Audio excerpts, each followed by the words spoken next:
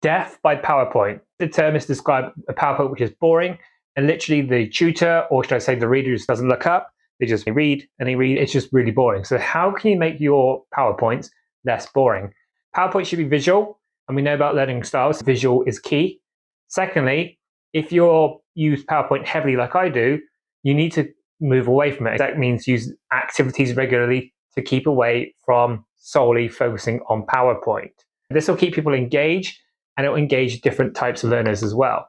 1 point per slide. Humans cannot consume too much information. This is the redundancy effect. Too much information and you'll remember nothing. No matter what she tells you, size does matter. Big objects bring attention. Our eyes are drawn to the biggest thing. But the headline should never be the biggest thing, as this is not the most important part. The most important part should always be the biggest.